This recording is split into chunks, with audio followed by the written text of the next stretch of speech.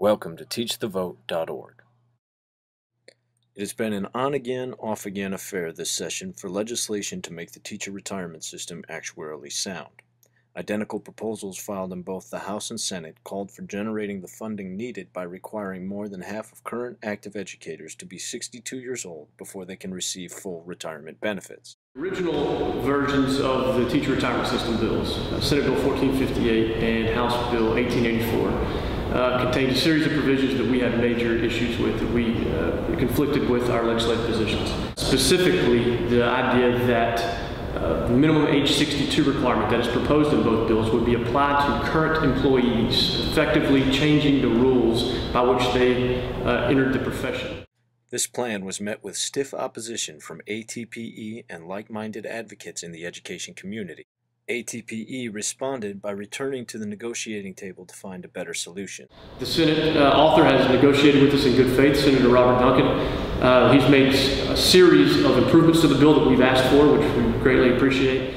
The end result of those negotiations was a more balanced approach that splits the cost equitably between active educators and the state. In the new version of the bill, the only people who would be affected by the minimum age 62 requirements are people who have fewer than 5 years of service in the teacher retirement system. Besides active educators with less than 5 years of service credit, the age 62 provision would only apply to educators hired after the change is made. The remaining funding is made up through a combination of increased contribution rates for both active educators and the state, and a new employer contribution at the school district level.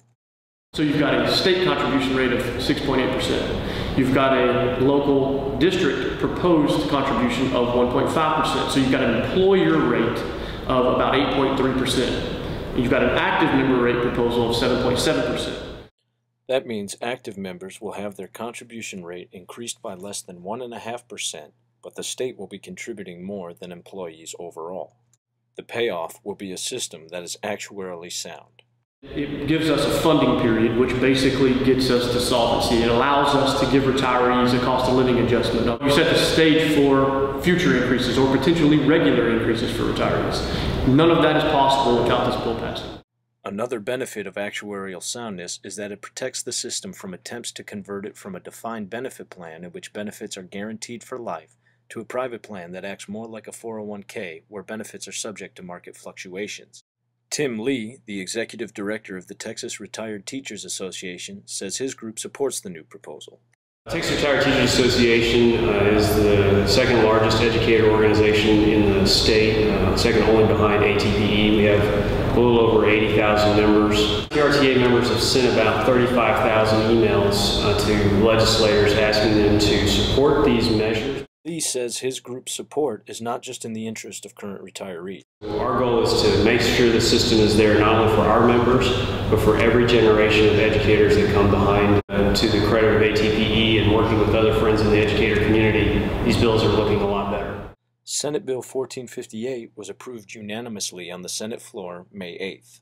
The bill still requires many active educators to be 62 in order to be eligible for upper-tier TRS Care health insurance benefits. ATPE hopes to address that issue as the bill continues through the legislative process. Stay tuned to teachthevote.org for updates.